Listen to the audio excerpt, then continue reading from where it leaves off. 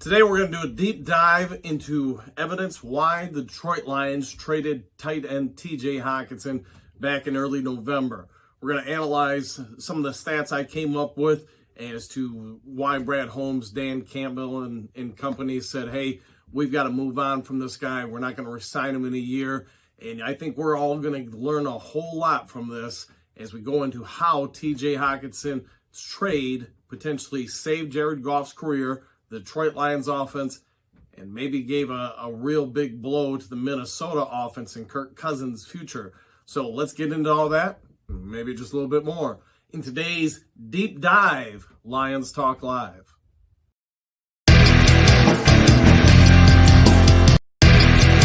Well, greetings and salutations to everybody out there in YouTube land. I'm your host once again, Dan Thornton. This is Wednesday's version of Lions Talk Live, and I want to go in and revisit the TJ Hockenson trade from a couple months back.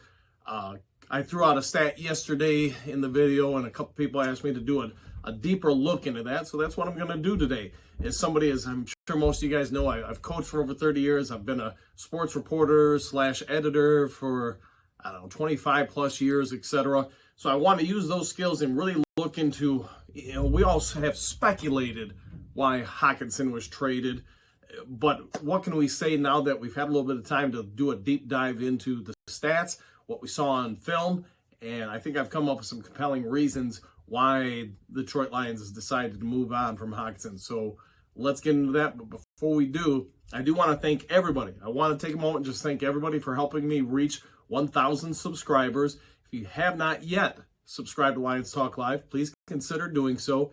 It takes, maybe a second and a half to hit the subscribe button, the thumbs up button, maybe the notification bell if you want, and leave some interactive comments in the section below. Now, let's start breaking it down. Looking into what were some of the reasons that Hockenson was traded. I'm sure like most of you, the mind first and foremost goes to, hey, this guy's contract's up in a year from now. Lions don't want to pay him $10 to $14 million a year. So there had to be potentially that was the easy route to go and say, hey, this is why the guy got traded. And then, as I'm sure if you watch Lions Talk Live for a while, you've heard me talk about the Lions wanted more traditional run blocking tight ends. And there was probably a lot of truth to that. But here's what I came up with that might shock some of us. So out of Jared Goff, the quarterback for the Detroit Lions, out of his 7 picks, stop to consider this. If we remove the 1 pick at the end of the Minnesota game at Minnesota, where he throws a Hail Mary into the end zone, just, desperation throw, try to get the Lions, the lead again, he's got 6 picks. So here's where the deep dive into all the video comes up with a surprise. Out of those 6 picks, it is obvious 3 of them are intended for TJ Hockenson. And then you could even make an argument for a 4th one. If you watch the video of those picks, it's clear that, the 2 are just on different pages, and that's what leads to those interceptions. So let's start off with the first game in the season against Philadelphia. It's clear Goff doesn't play in the preseason, so he's not quite as crisp as he would be later in the year, but there's a miscommunication early in the game where Goff reads one way, Hockenson goes another way, and it leads to a pick 6 against Philadelphia. I think all fans, we can agree, we can write that off and just say, hey, these guys really haven't had time to work together, and that's what happens there. But the interesting thing is now you move on to other games against Dallas, against New England, et cetera, against Seattle. The subtle differences in the NFL game between this route, that route, where I cut, where I throw, it's, you're talking about a game of inches.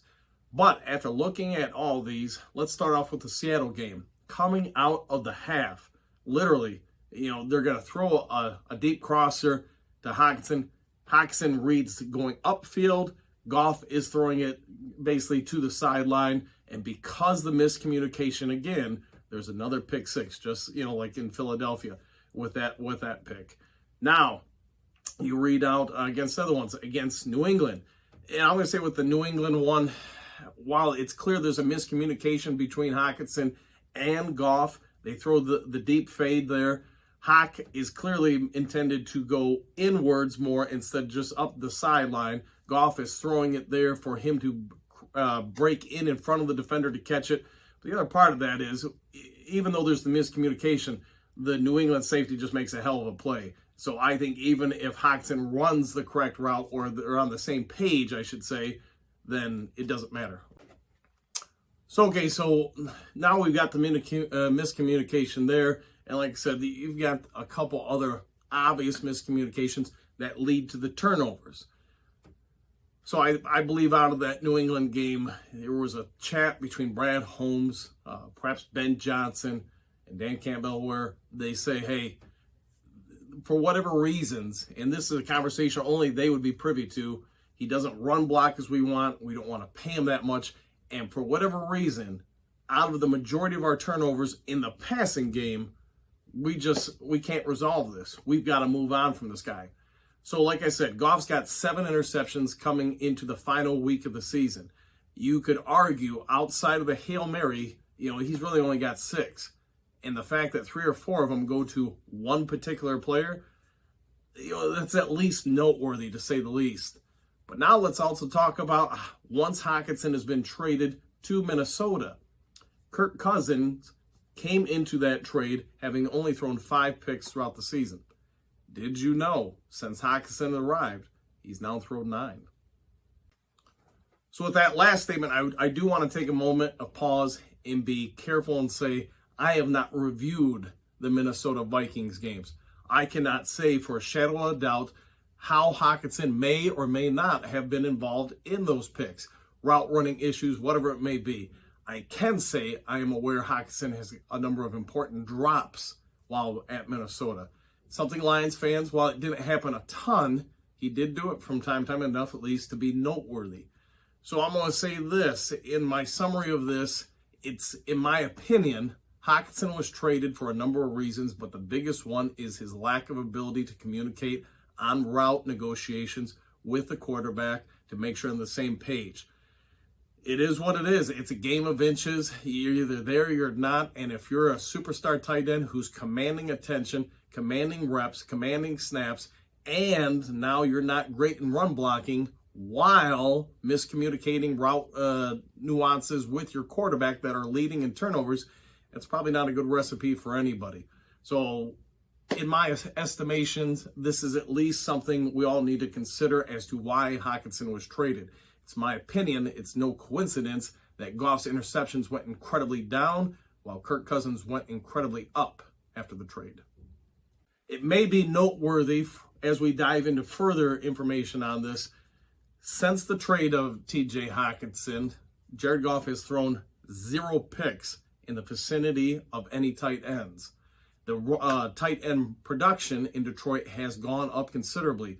The Pro Football Focus grades for run blocking by the Detroit Lions has also gone up significantly.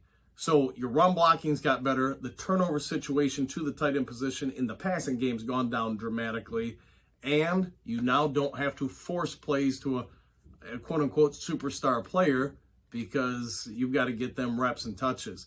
It now all kind of happens naturally to the tight end position, whatever catches they do get.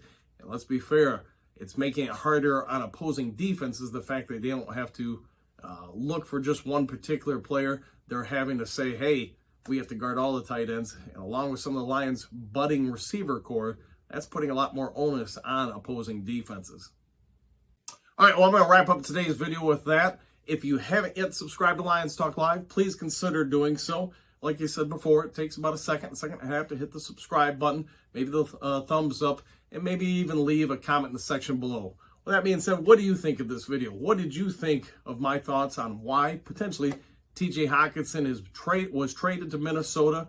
What has happened to both quarterbacks since the trade, as far as Goff basically being turnover free in 2.5 months, while Kirk Cousins, it's a rare day when he would throw a pick. Now he seems to be doing it at nearly 2 times the rate he was prior.